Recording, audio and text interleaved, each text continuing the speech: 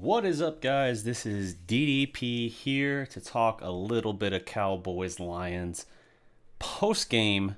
A little late in this case here, but what's up? I see we got Gle in the house here. Gle, how you doing? Yes, this is a good back and forth we've set up here. My brilliant mind trying to talk with you with about a 20-second delay and you having to use a keyboard. I've clearly thought this through.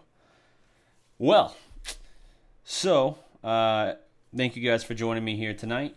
It sounds like I wasn't able to set up the stream with Big Game James. Silver and Blue Nation has their own show they needed to do tonight. I believe it's a sponsored show, so happy for them, But I wanted to get on here and do my own stream and everything. I don't know if we'll have someone else joining us at some point. There's a chance. But all the same, I wanted to give you guys a little bit of a belated Cowboys post-game show where I talk about the Cowboys-Lions game and kind of just tell you about the weekend in general, because this was an eventful weekend for myself, Big Game James, Law Nation, and Voch Lombardi.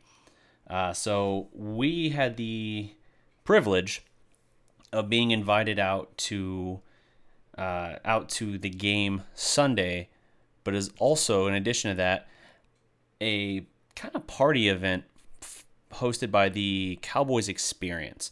Now, if you haven't heard of the Cowboys Experience before, you might be wondering why I'm throwing out the hashtag Cowboys XP everywhere.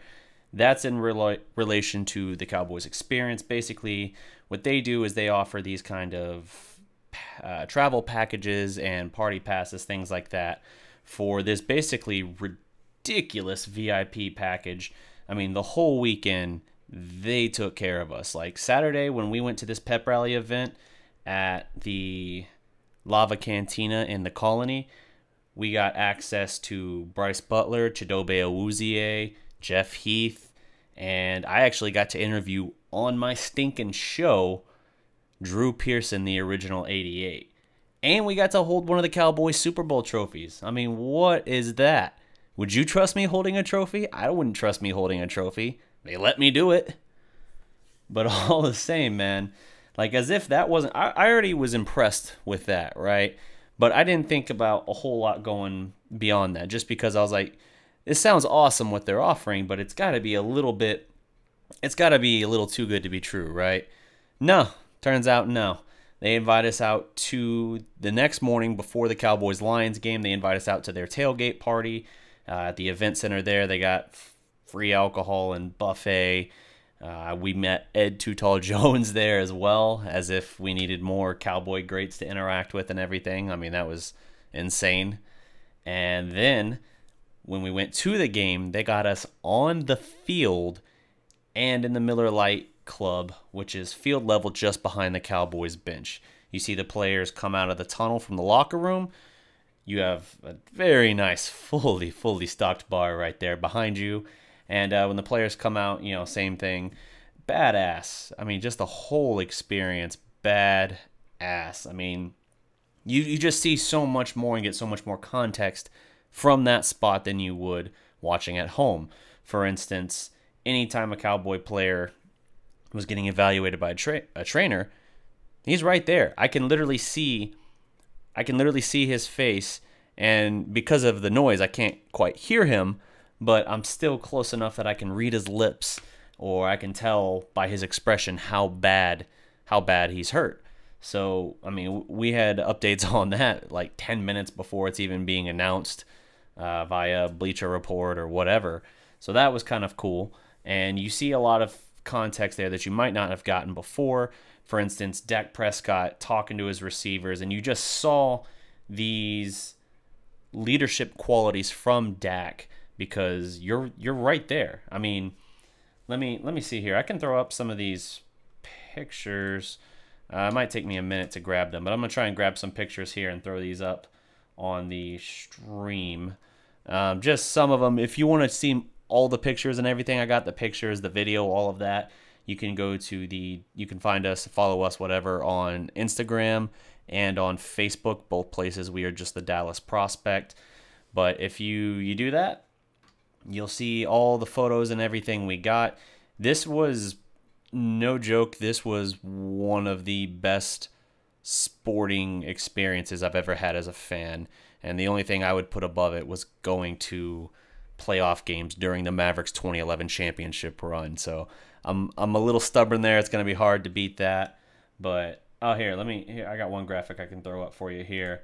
If you haven't watched the video already, here, take me just a second. I will show you myself, interviewing Drew Pearson. This was from Saturday. Talking with him a little bit about how the Cowboys offense could get back on track the next day.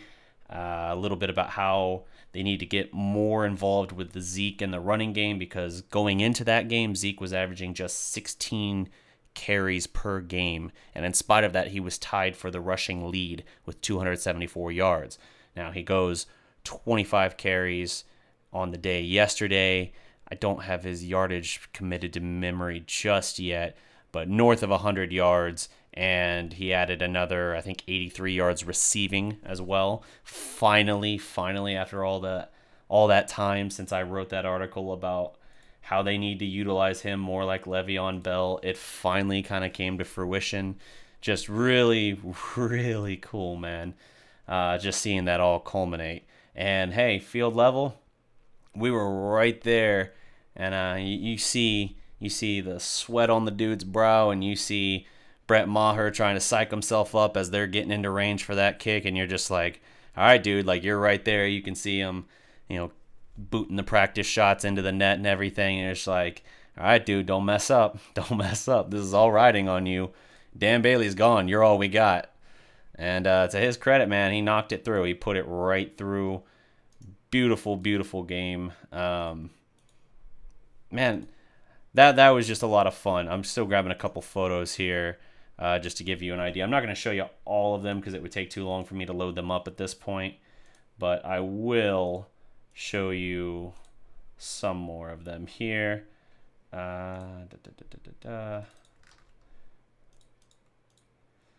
Before the game, Jerry Jones. That's how close we were when he came out of the tunnel as well. This was an awesome experience, man. I'm not going to harp on this too much longer. I'm just kind of getting it out of the way here. I got one more here. It's talking about Dak talking with his receivers. Now, how I have it framed, you don't see it, but he's talking to his group of receivers there, and all positive. I mean, you really got an appreciation for Dak's leadership skills in that situation. But, yeah, it was just through and through a really cool experience. So let's turn to the game itself. Dallas came into this game 1-2, and Detroit was also 1-2. But Detroit's 1-2 was a confusing 1-2 because they lost to the 49ers, who we've seen aren't that good this year. They got thumped by the Jets, and the Jets we know aren't that great this year right now. And then they beat down the New England Patriots, who through the first 3 weeks looked bad, but then this past Sunday they put a whooping.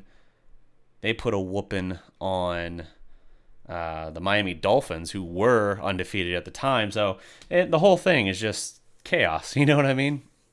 So it's hard to get a read on the lines. What we did know, they're the worst rushing defense in the league entering the game. Their passing attack, however, is top-notch. And it really showed itself for that. Let's see. Eric Anthony, dude, text me next time.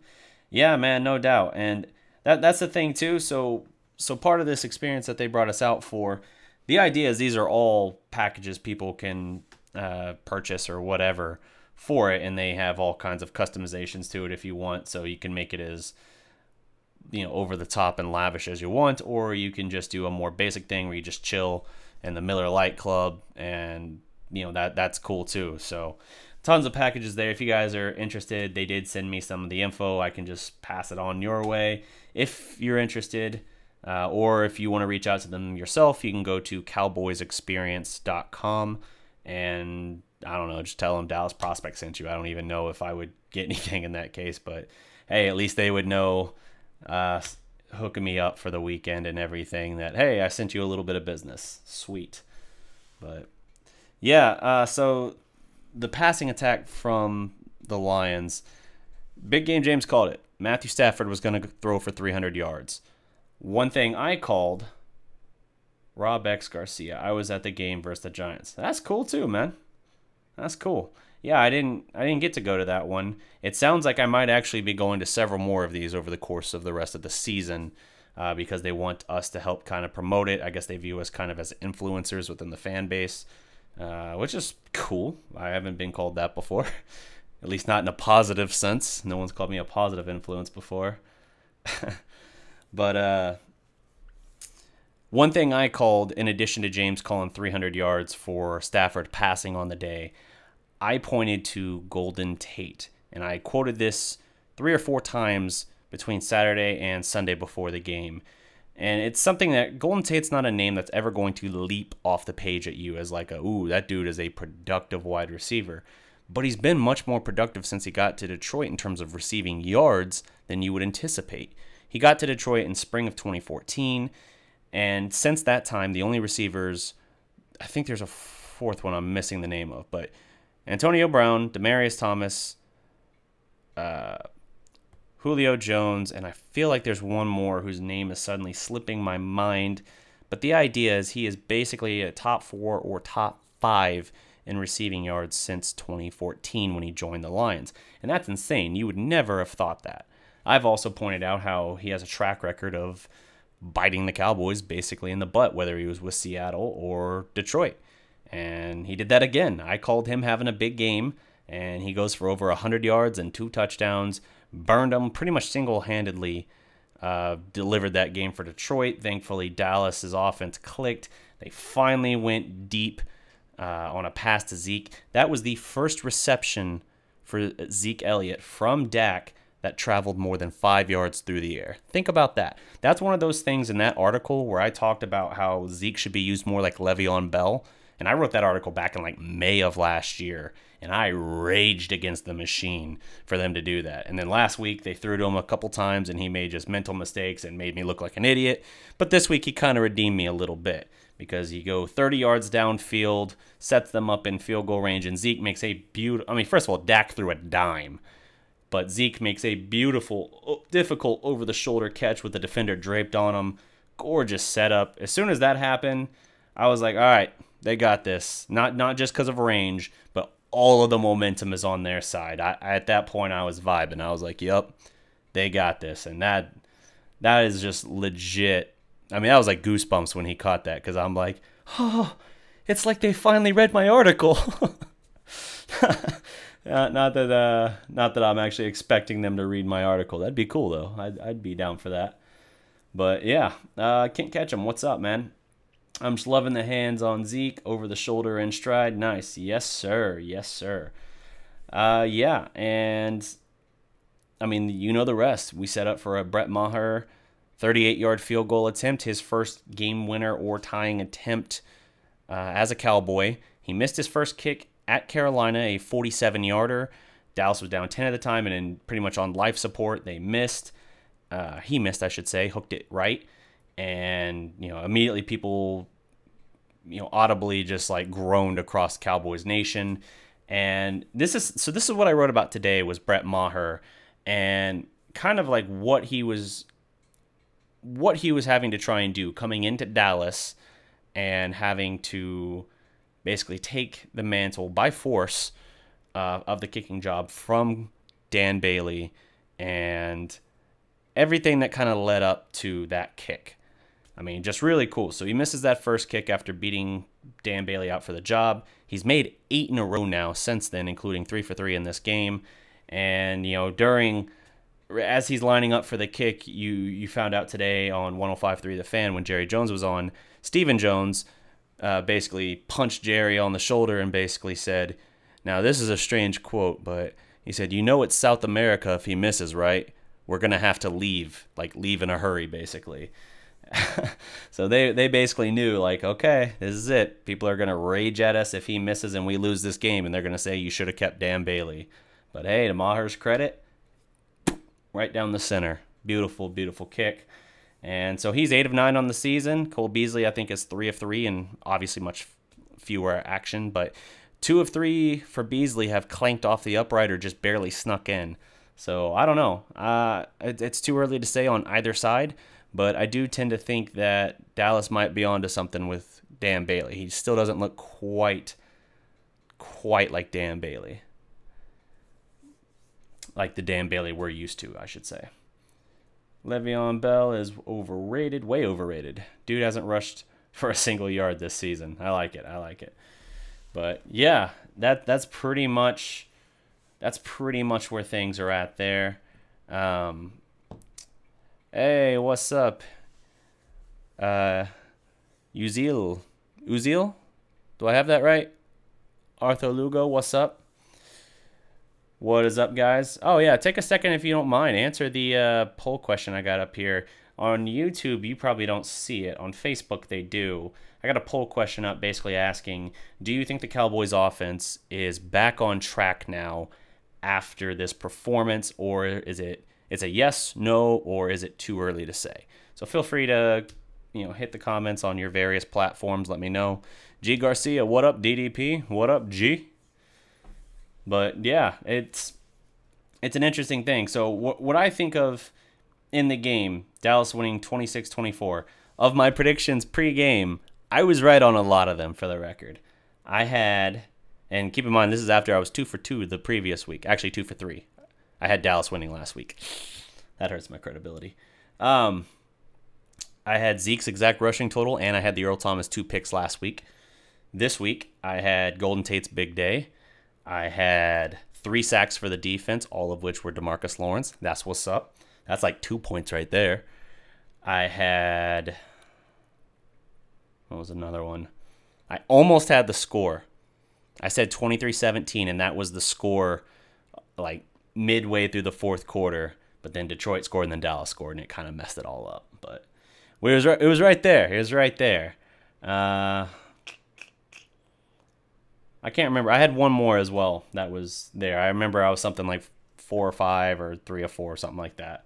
But it's all inconsequential anyway. The point is Dallas had a pretty productive day for the offense. Dak goes 17 of 27 for 255 yards, 2 touchdowns. Should have been 3. Tavon Austin dropped a dime in the end zone, just right through his hands, off his hand, whatever. That was a beautiful throw by Dak. That should have absolutely been another 7 points right there. He just didn't reel it in, and the game stayed close because of that. Now, there were other scares too. Dak could have easily thrown a pick at one point, and there were 3 other... Dang, DDP, do you have a crystal ball? I don't know about a crystal ball, but I tend to go really in-depth when I try and study up on this stuff, and I'll be honest with you, there's a degree of luck involved. I mean, some of them I'm surprised when they work out too. I didn't think the Earl Thomas 2-pick thing would happen, but it did. I didn't think that the DeMarcus Lawrence getting all 3 of those sacks Sunday would happen. I said 3 sacks. I felt confident. And then I was kind of prodded to go like a little bit more bold of a claim. And I was like, I don't know. DeMarcus Lawrence gets them all. And then, boo, that's what happened.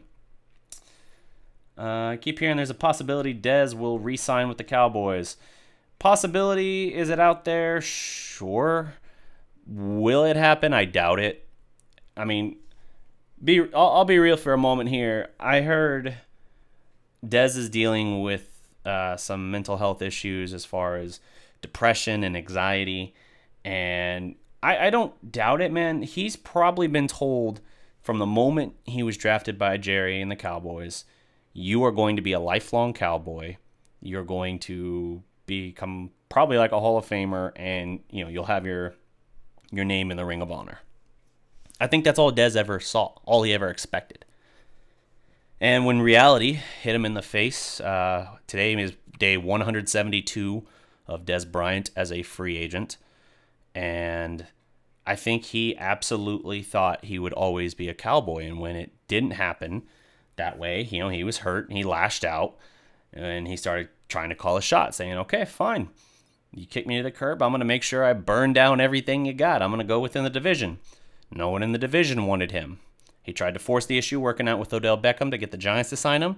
Tried to kind of, I don't want to say kiss up, but get their attention a little bit, and it didn't really pan out. So he goes, okay, fine. I want to play with New Orleans. New Orleans signs other guys, doesn't really entertain him. Green Bay, same thing. San Francisco, same thing. And I think he probably has to regret turning down that 3-year, $21 million offer before the draft from Baltimore. Because Baltimore is not that bad this year. They look like they're a little something something. So I think he regrets that because it was the only multi-year deal offered to him, and it was $7 million a year. He turned down a 1-year, $5.5 or $6 million offer from the Browns. I get it, it's the Browns, but if you watched Hard Knocks, then you saw the episode where he came in. He looked like he was all up for signing with them, man. Like he was ready to carry that torch and be a playmaker on that team. And he was talking back and forth with Jarvis Landry, and I fully expected that to happen, and it just didn't.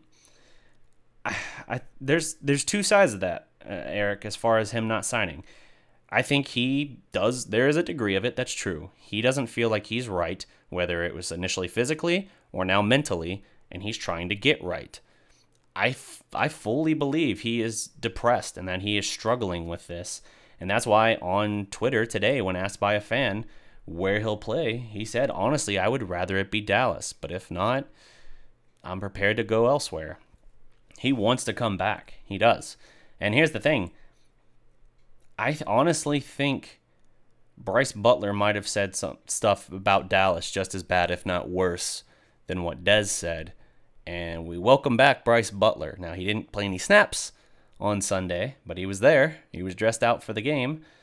And I don't know, man. I don't see it happening because, okay, does he come back to Dallas, but then he's also making much less money? Okay, fine. But then is he not going to be a distraction now as far as getting targets and things like that?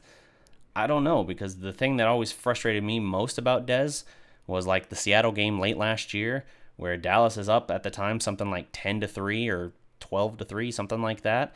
And Dez is raging on the sideline because he's not getting the ball. And it's like, dude, your team is up 2 scores. What are you doing? Just reel it back. Reel it back. You'll get your targets, but relax. It's the first half or it's the start of the second half. There's time. And then he implodes in that game, and, it is what it is. I miss Dez. I do. I was wanting them to keep him one more year. It didn't work out that way. But I don't know what'll happen. I would be shocked if he ends up back in Dallas, honestly. Jeb. Oh, wait, hold on. I think I skipped one.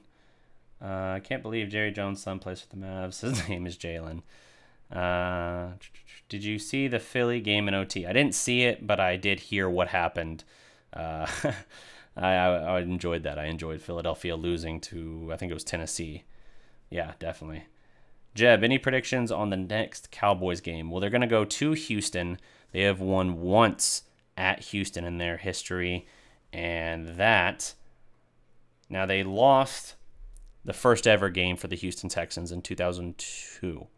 That was a humiliating loss. The expansion team's first game, they beat the mighty Dallas Cowboys, who at the time were only 7 years removed from their 6-7 years removed from their last title.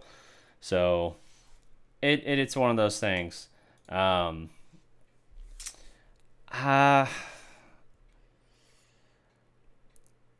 won in 2010, the year that they started 1-7. It was their one win going there, and Roy Williams, the receiver, had 2 touchdowns for Dallas. That was their one win with Tony Romo before he broke his collarbone for the first time playing the Giants, and he missed the rest of the season. That ended up being the year Jason Garrett took over. After a 1-7 start, they ended 5-3 the rest of the way to go 6-10. Obviously after 1-7, Wade Phillips was out. That was after a 45-7 beatdown at Green Bay, which was frankly humiliating. So clear how that team had quit on him. That was also Dez's rookie season. So yeah, all this information just stays stored up here, man. But yeah, Dallas has not had many opportunities to play at Houston, but they're going to go to Houston. Houston is a 1-win team. Their offensive line is atrocious. Their run game is poor.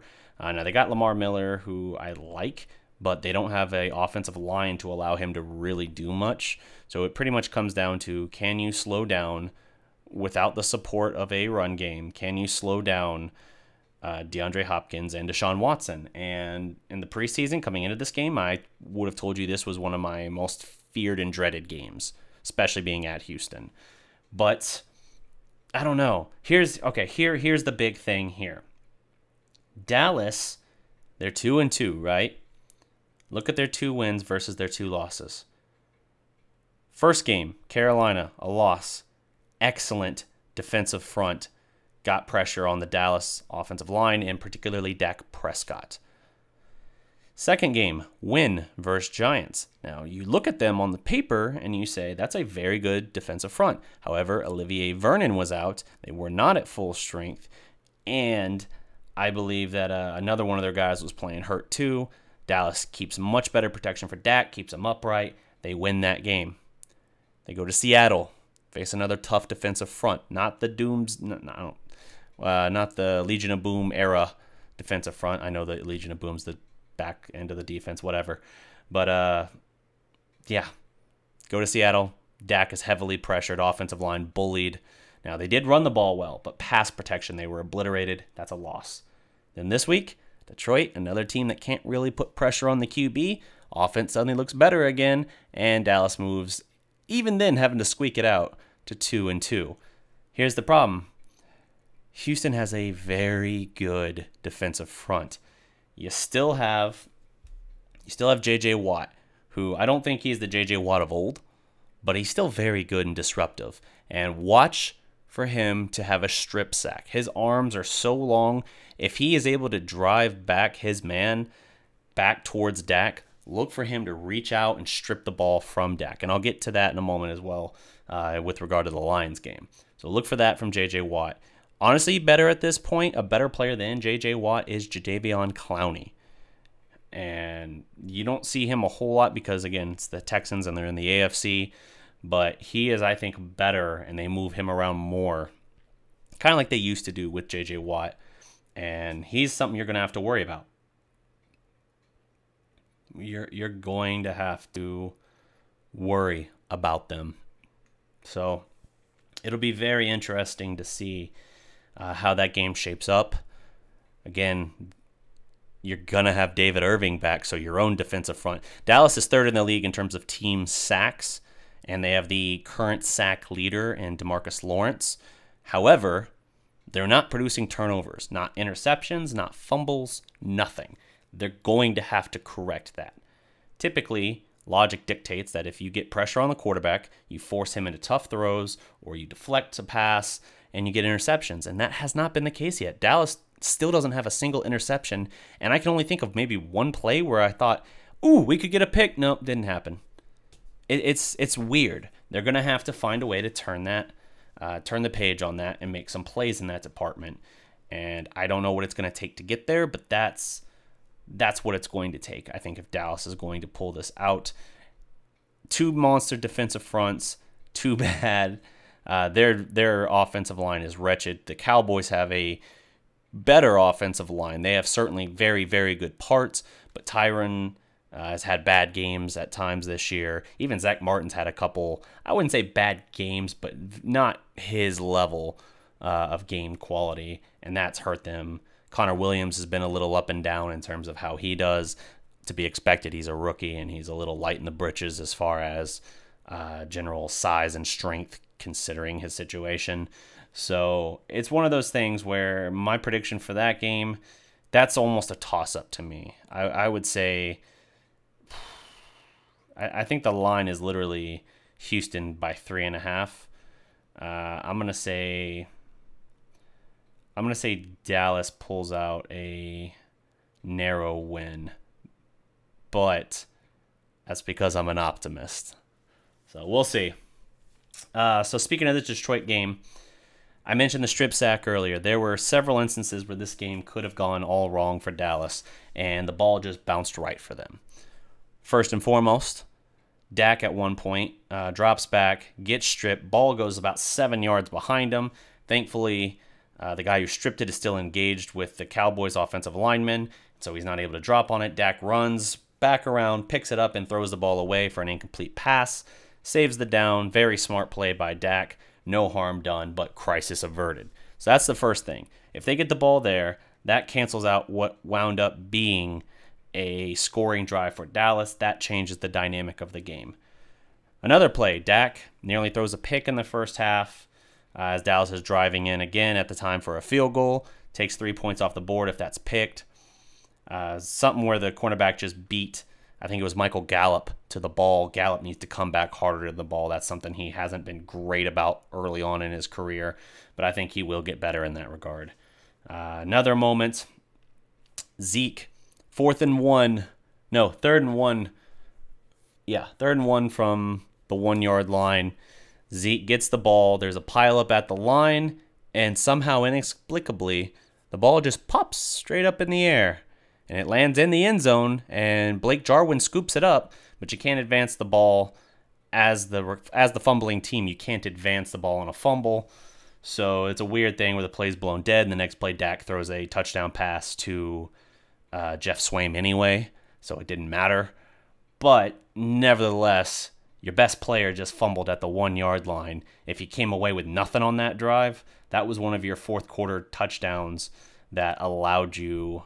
It was either late third quarter, early fourth quarter, but it was one of your second half touchdowns that you don't win without. So already here, I've already highlighted 13 points you don't get potentially if the ball just bounces different. So this game, even though, you look at it and you're like, well, yeah, it was 26-24 win. Of course it was close. Of course it was a narrow victory. But if you look at it in that context, it's like, man, they got really fortunate. Not just 1 or 2 bounces, but 3, 4, 5 bounces that went their way. And that's just kind of how the game was. Another situation where this was almost a double whammy. Zeke at one point, let me check here. Facebook thing doesn't always scroll. Yes, David Irving will be back. He is reinstated as of today. He will play in that Houston game, which is huge. Eric, what's up? I'm going to take cutting Anthony Brown and getting a real safety. Oh, it's going to take. Yeah, Brown's been struggling. Byron Jones should stay with the Hopkins all game. Nobody is thrown to Byron's side of the field because Cheeto. Yeah, so here's the thing here on Cheeto.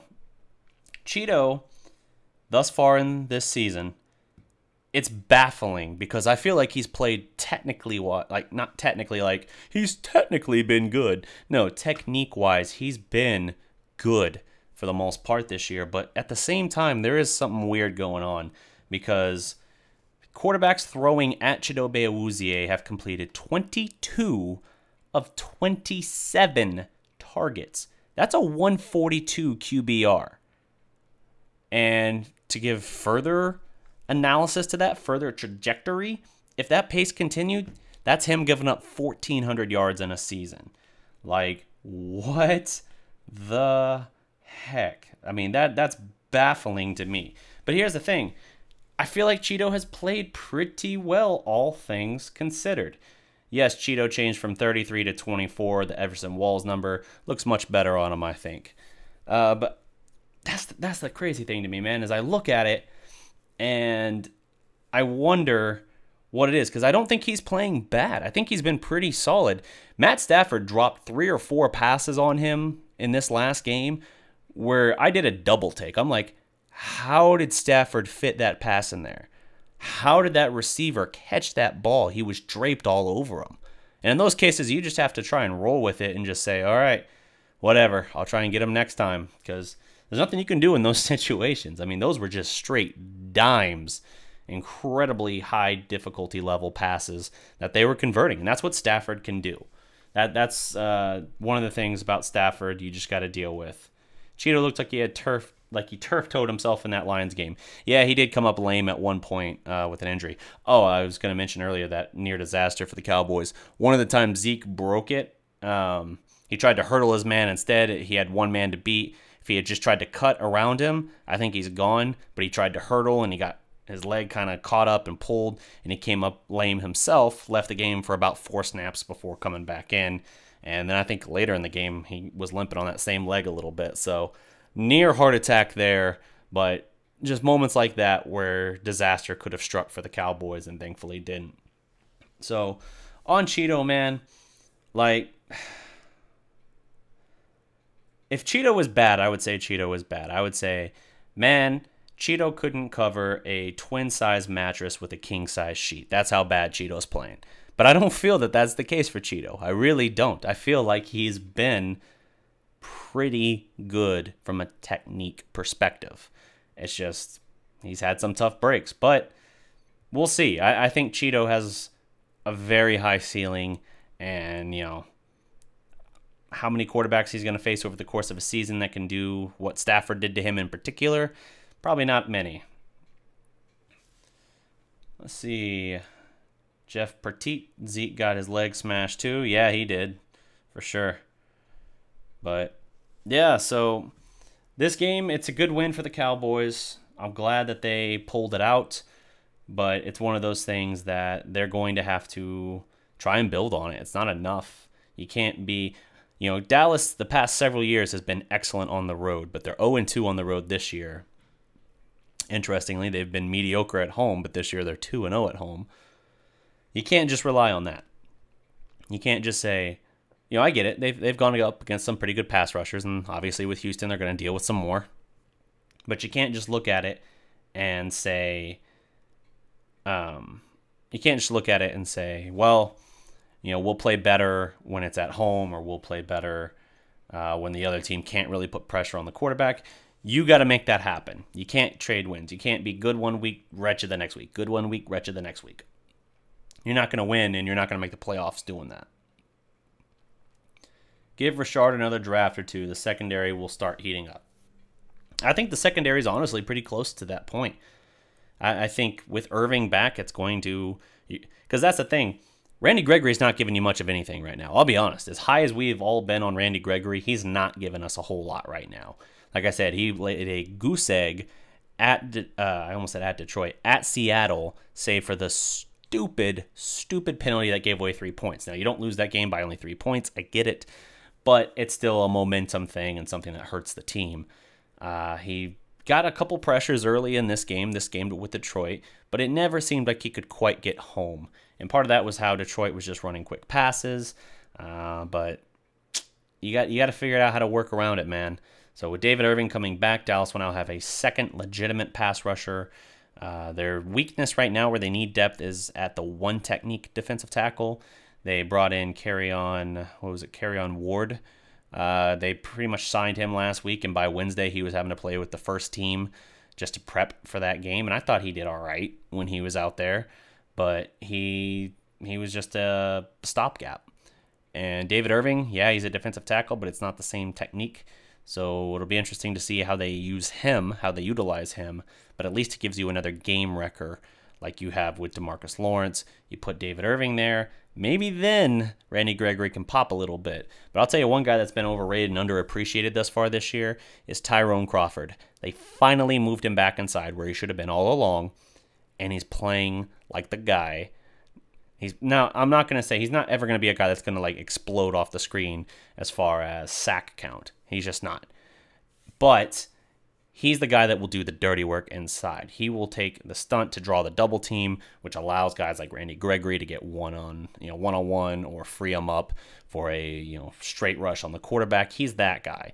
And inside, he does great with that. He's having a wonderful year so far through the first 4 games, I believe. So we'll see how they continue to build on that. But this defensive line is going to have to get more pressure. Like I said, they're 3rd in the league in sacks right now. They're going to have to take that next step if they want to create some of those turnovers. And if they start getting interceptions, this team can go from being a pretty good defense to a great defense if they start producing some turnovers. That's how close it is. It's just turn the ball, force turnovers, take the ball away, preferably on the other team's side of the field even, and watch it happen. They got 2 turnovers on the season. Both are fumbles in which they stripped running backs, I believe. First game of the season, Christian McCaffrey. Can't remember who the other guy was. Brett Bender, I can't believe Tavon dropped that 1 TD. Yeah, Dak should have had 3. That was a pitch-perfect pass. to Tavon in the end zone. Tavon just doesn't come down with it. Tavon didn't get a lot of play in that game either. I know he laid down on the turf hurt for a while, but even when he came back, it didn't seem like they went to him a whole lot. So I don't know what was up with that. Eric, we have to find a way to get a bigger piece of the passing and TD pie. The numbers are crazy right now except us. Des would start us in that direction. Well, Des would help the offense as a general thing. Cole Beasley's having a good year, but I can't really think of another receiver that I look at and say, yes, he's having a consistent impact for us. And even Cole's been a little touch and go in terms of consistency. But as a slot receiver, that's kind of what I would say is to be expected as far as the amount of impact he's having. Tavon Austin's got the big play threat, but they're not utilizing him enough. And then he had a situation like that drop in the end zone where it's like, all right, here you go, and you blew it. Gotcha. Dez is on day 172 without a contract. And I know he wants to come back to Dallas. I know he's dealing with some stuff and some depression, some anxiety. I feel for him. I just don't know that there's a reunion to be had in Dallas, at least not yet. Would it be interesting to see? Could it possibly help the offense? Sure. But I have a hard time seeing it right now. Oh, hey, Brett, by the way, quick aside. Did you check out Patreon, the notification on the behind-the-scenes footage thing, the test footage from the 2006 retrospective? You should have gotten notified as a Patreon, as a patron, so you could actually see that bonus content to patrons. And you guys can all see behind-the-scenes stuff and things of that nature by becoming a patron of the Dallas Prospect today. Yeah. Even as low as $1, get discounts towards merch. You get exclusive content, early release content. There's a better term for early release content. What would that be? Early access. Got it. But yes, those are all things out there as well. Ending shameless plug here. I feel like I need some kind of sound effect for that. Oh yeah! There we go. I get triggered when they use Crawford as the one tech. Yeah, I know. Oh, man. Let's see. 45 minutes in here. Guys, hit me up with some questions. Here. I've kind of gone through the gist of the talking points I wanted to touch on in this game. We talked about Dak. We talked about Zeke. Zeke goes for over 200 yards total offense in the game. He racks up, I think it was like 83 receiving, and man, I'll look it up now because I'm that anal about it. Not in that way.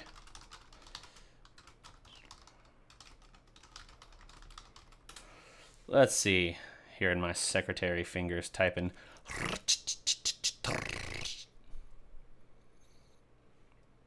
That's not a box score.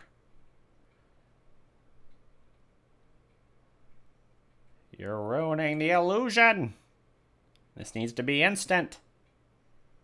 There we go. Zeke goes 25 for 152. That was the other one I got wrong. I said Zeke would go for 170.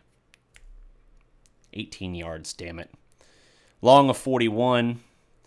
He also had 4 of 4 for 88 yards receiving with a long of 38. That was his screen pass that was executed to perfection in the first half. Yeah. Oh, cool. You did get the email, Brett. All right, cool. Hopefully you saw that. If not, I mean, it's still up there on Patreon. You'll be able to see it on the Dallas Prospect Patreon page. But yeah, it's exclusive content, so it's not on the regular YouTube channel. It's hidden behind a magic door. Speaking of that, my membership got renewed yesterday. Oh, sweet. Happy to have you on board still, buddy. Let's see. Dak quarterback rating of 118.6. 63% completion percentage. Not bad, not bad. Again, should have been 3 touchdowns, which would drive up his quarterback rating. But, again, 118. Stafford's numbers, like from a completion standpoint, he was 24 of 30, and I swear 4 of those misses I looked at, and I was like, he just missed that one. Like, it wasn't even that difficult of a throw, comparatively speaking. Like, I don't know why he missed it. So he easily could have had a day where he was like 28 of 30 for freaking 307 yards and 2 touchdowns. He's 80% completion, 131.5 quarterback rating, which is insane. For the rushing attack for Detroit, you got Kerryon Johnson going only 9 rushes, but 55 yards. I mean, he got production, and he trucked the hell out of Jeff Heath. Let's talk about Jeff Heath.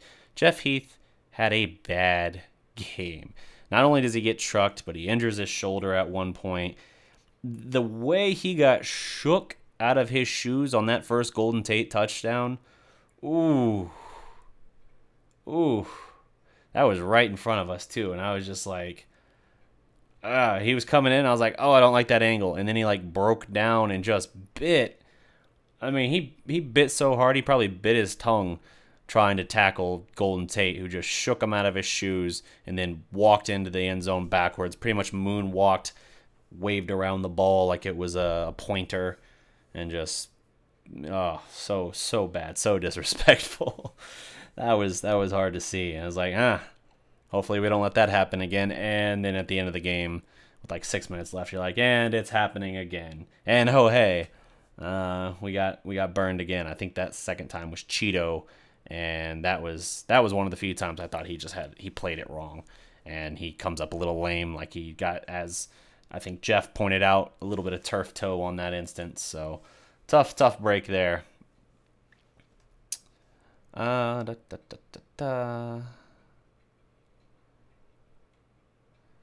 and wide receivers. I already answered that. Here's an interesting side note here too, Eric. Dallas's style of play isn't super exciting, but Dallas almost had as many yards of total offense Sunday as the Chiefs had in their win last night. Yep, I think it was like 4 or 6 yards difference. Dallas just doesn't do it in a sexy way. Most of their yards come from offense. What a dumbass statement on my part. From rushing. So it's different. So, I don't know. Yesterday the passing offense for Dak, 250. That's a solid number for him. 160 is not a solid number for him. But if he's throwing like something in the neighborhood of 225 to 250, that's a good Dak game. Now, it's not like Pat Mahomes going out there and slinging for 350, but Dallas will offset that difference by running the ball better than, I don't know if you say necessarily better than the Chiefs, but better than most teams. DDP, who you got? Texas versus OU. Woo, okay. Let's see. So we got 5-0 OU versus 4-1 Texas. OU nearly tripped up versus Army at home, but did hold on. Texas lost to Maryland. Texas nearly lost to Tulsa. Texas did beat TCU, and they had to pull it out late, I think, or not, maybe not late, but just a low score difference with Kansas State. OU should win the game. They should. I know Eric's saying hook 'em horns over there. OU should win the game if they play up to their potential. They will win the game, but it's Texas OU. Anything can happen, so I wouldn't be shocked if they did end up losing. But based on what I think ability-wise, I don't think Texas can stop OU's offense. I'll be honest with that. Kyler Murray's otherworldly right now. I mean, he's like Baker last year from a total yards production and offensive just explosion, except he's also like 10 times faster and more elusive. So I don't know. We'll see. It'll be a good game.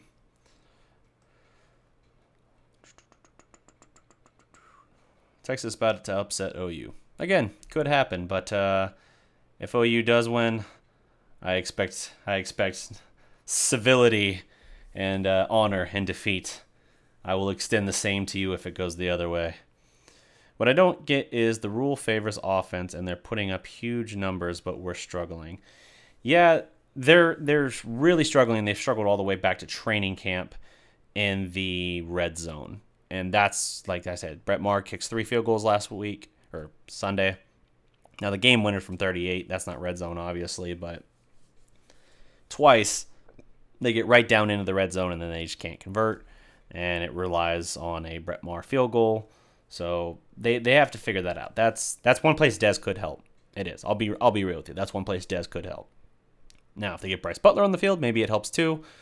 And as far as deep ball, maybe it helps because last year with Dallas, Bryce Butler averaged 23 yards a catch. Over under Zeke 1,750 yards. The over under of 1,750. He's on pace for more than 1,700. He's actually at a better pace right now than he was in 2016, which is impressive. He's also doing it on projected right now like 50 fewer carries. But let's see. I want to pull up the actual graphic I posted earlier that had that number because I want to have a good idea of exactly what we're looking at yardage wise. Still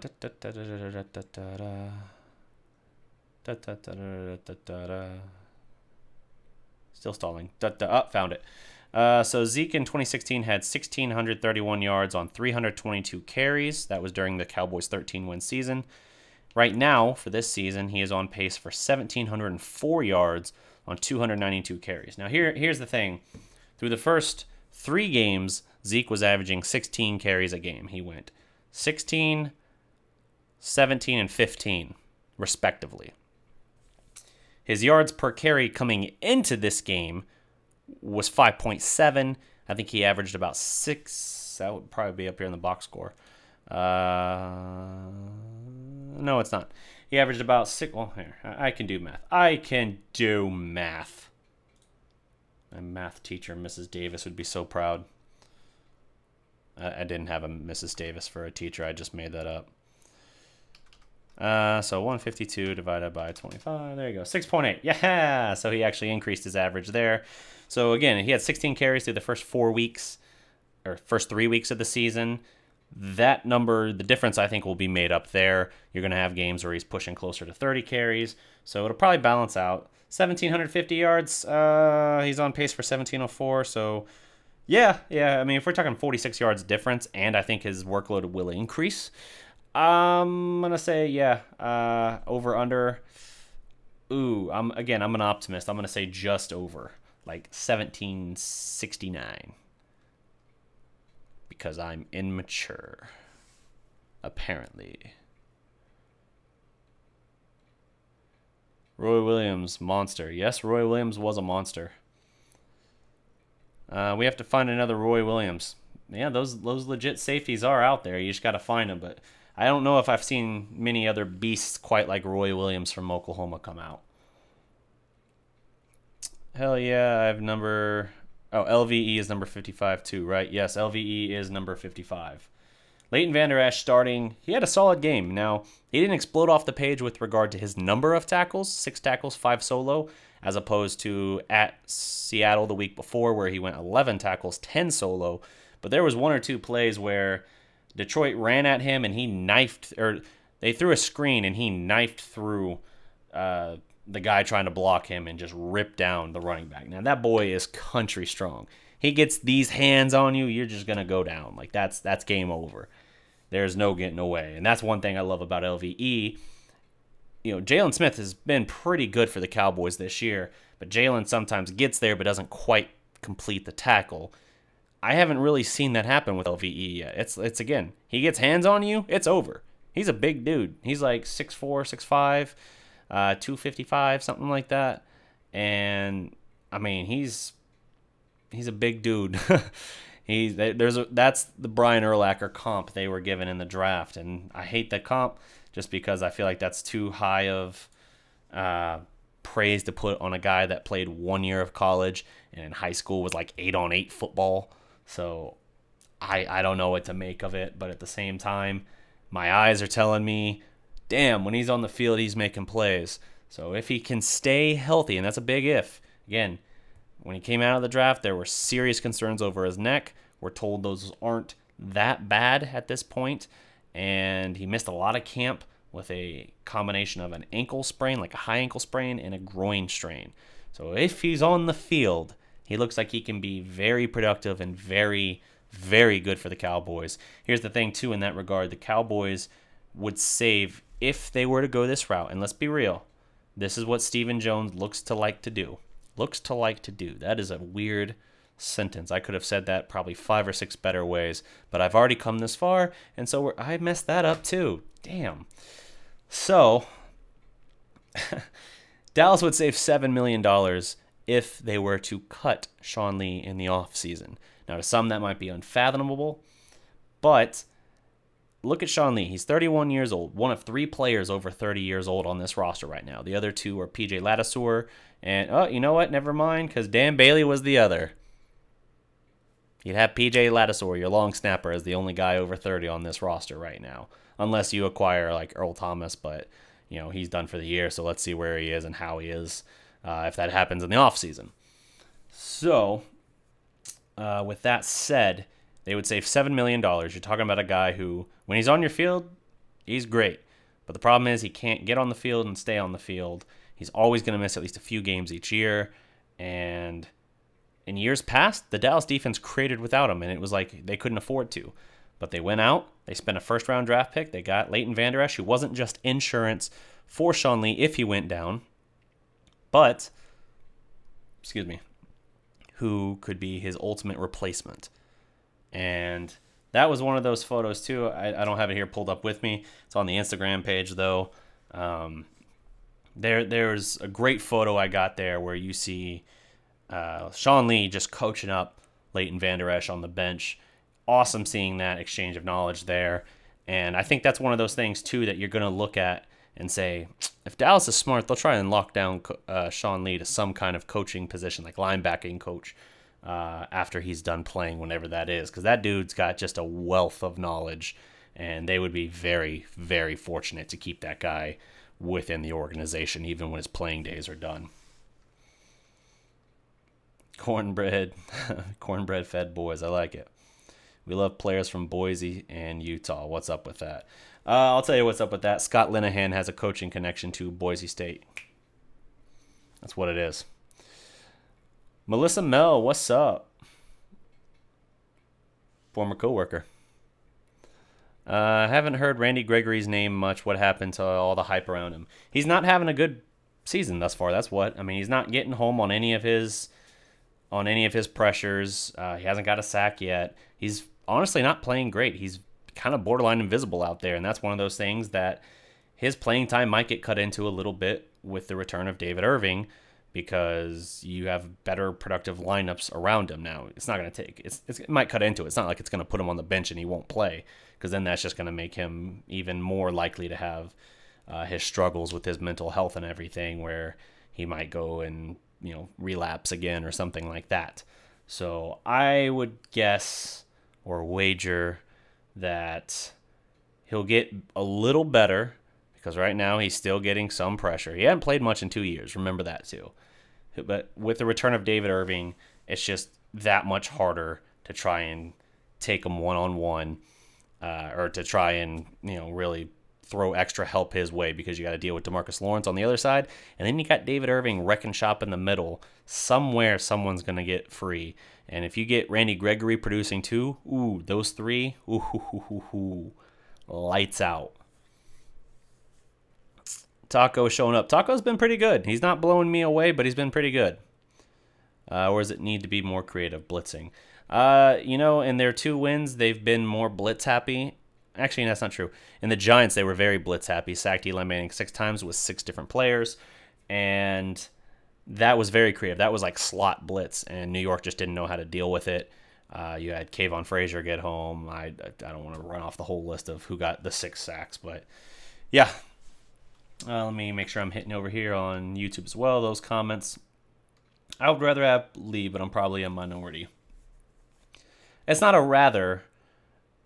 Do you mean rather as in rather have him than Leighton Vander Esch, or do you mean like I would rather keep him?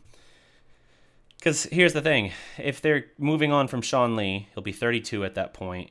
Who knows if he gets hurt again this year when he comes back. He's still not back yet from his hamstring injury, his latest hamstring injury.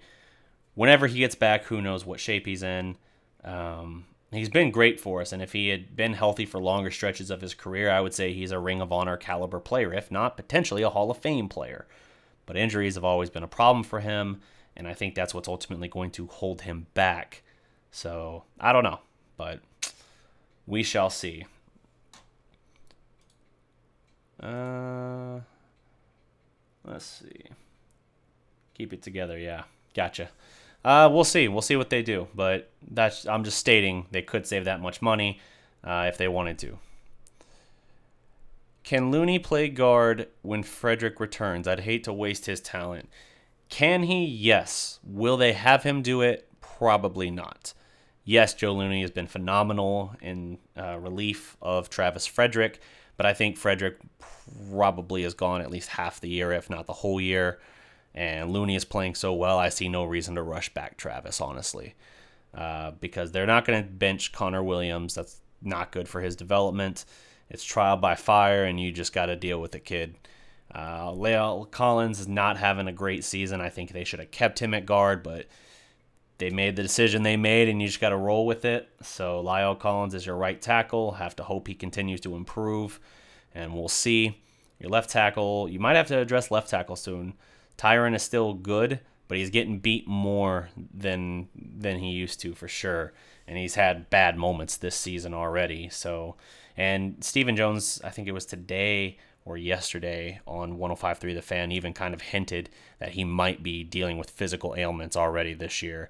And if it's anything like years past, it's not going to be the kind of thing that goes away. It's going to hang around and be problematic for them. So if that's the case, they might have to address left tackle here soon. I mean, that's the thing. The offense and the tight ends, you want to look at those and be like, no, but we need to upgrade here. Some people might say we need to address. I don't know if I just lost the stream on Facebook. I might have, but if I lost the stream on Facebook, guys, sorry. Don't know what just happened there. Some kind of glitch. But let me see if I can get that up and running. Hard to say. I don't know. My browser just refreshed and suddenly the feed looked like it went away on Facebook. But we'll see. If you have to address that, you know, some people are going to look there and say, hey, we still have to figure out quarterback. I don't know if they need to yet, but if that's the case, that now you just got one more thing you got to figure out. That's the thing, is you're getting the defense almost completely in place where you want it, but now you're looking at the offense like, damn. Like, didn't I just change the tires on this thing? Shit. So, okay, cool. They're saying the feed is still there on Facebook. Glad to see that. So, yeah, that's what the Cowboys are going to have to figure out. We'll see what they end up doing, but it's going to be very interesting to see how this team moves forward. They need to try and string together some wins. They got a tough challenge ahead of them. They really do. They have a very tough schedule this year, considering they were a 9-7 team last year, second in their division. Cutting Brian Price was so dumb. I agree. I feel like Tyron is an injury away from being done. Yeah, and the crazy thing is, he came into the league so young, he's still in his freaking 20s, and we're saying that. Left tackle is crazy hard to replace. That it is, and that's what they're going to have to figure out. They got several guys with experience there. La'el Collins was a left tackle in college. Again, not saying that that's what you want to do. I'm saying he was in college at LSU. Connor Williams at Texas, left tackle, gave up 1 sack in his career, but we know the Big 12 is spread attack, not traditional pro style. I want to say Zach Martin was also left tackle. I could be wrong on that one. That one might be a reach on my part. But regardless, they've got experience there with that. They just might have to figure it out, and that's going to be tough to replace, like you said. Melvin, what's up? Should Cowboys get Earl Thomas or focus on salary from O-line? Well, Earl Thomas just broke his leg, and he's going to miss, presumably, I mean, he's missing the rest of the year. But it sounds like it was a clean break, no ligament damage or anything, so that should help him a little bit with regard to limiting. Sorry, I'm trying to get my phone to actually show the comments since they ran away from me on my page. You want to try and you got to figure out what you're going to do with Earl Thomas for sure. I still have interest in acquiring him in the offseason because it sounds like it should be something he should fully recover from. No ligament damage, clean break, nothing wrong with the tendons or anything. So we'll see, but it is going to hurt his overall payday, which that sucks for him. You see exactly why the system is bad for the players, and they're demonized for holding out. But then look, when he's forced to play, look what happens. Now his livelihood's taken away. I mean, at least impacted, because now he won't get the mega contract he wanted. As for the offensive line, here's the thing. Dallas is going to have crazy money open for the salary cap. That's why they're going to be able to extend DeMarcus Lawrence, even though they should have already done it this past year. Instead of putting him on the franchise this year, where he's making $17 million, they should have just given him a multi-year deal because they could have kept him at that $17 million range. And now, because of the Khalil Mack deal and what was the other big one? It was another guy that got like $20 million plus. Because of those two deals, now you're probably looking at like $23 million a year for DeMarcus Lawrence, who has proven he is not a one-year wonder. He is, in fact, the war daddy, and you cannot let that guy go. So you're going to have to pay him. They can afford to pay Earl Thomas. They can afford to pay Dak. Maybe Dak and Zeke. I think you should say or. And I'm torn on which one I would say you need to keep of those two right now. But we'll see. We'll see how things develop. It's too early to say. Yes, Byron Jones, that's another guy. That's another guy they could have kept, too. They could have extended him for the cheap before the year started, because when they weren't even going to give him his fifth-year option and, like, pick it up. And when Chris Richard came in, he immediately said, no, I want him. I want to keep him, and I want to move him back to corner. I said, okay. But if they extended him then, they would have gotten him for cheap if they had done that. But now he's seeing how good he is. Pro Football Focus has him listed as the #1 corner in the league right now, and the Lions didn't throw at him once. Not once. I don't know, man. They're going to have to pay him big. But I don't know. You got to do it. So they have decisions to figure out. And you're not going to be able to keep everybody. And that's not even talking about... That's the thing. They're not going to go on a free agent bonanza. If they go get Earl, I'm thinking it's going to be like, we'll go get Earl if the prices come down. Which means they might not get Earl, because even though he wants to be here, and even though it's finally set up like, hey, Seattle's not a factor anymore. Oh, but you're only going to offer him $6 million a year when he wants like, I don't know, 12. Oh, well, now Kansas City's going to offer him 8.5, and he'll go there instead. You know what I mean? Like, it sucks. We'll see what happens, but that's a real threat, I think. So, I think that's going to wrap up my time for this one, guys. Yeah, I've been going about an hour, 10 minutes. I've kind of run through all my general talking points and everything. But let me just finish with this. Like us on Facebook, check us out on Instagram, follow us on Twitter. We are going to start live tweeting Cowboys and Mavericks games. It'll be myself, it'll be my Mavs Fast Break co-host, Andy Nduka. I'm really trying to build up my Twitter presence and everything in that regard. If you want to support the channel, like, share, and subscribe these videos. Please share these on Facebook to other Cowboy groups, things like that you're in. And, as far as supporting us beyond that, there's always things like Super Chat and Patreon that you can do. We also have a PayPal that's linked in the description below if you want to do that route. Anything we get goes right back into the site. And as I mentioned earlier, Brett Bender, one of our patrons, if you do that, you get special perks and everything like that. But it also, everything that you help contribute forth to the channel, to the site, and all of that goes toward the productions that we put forth. So, if you want to support us, that's the best way to do it. Also, don't forget to check out thedallasprospect.com, your home for Dallas sports and all things pop culture.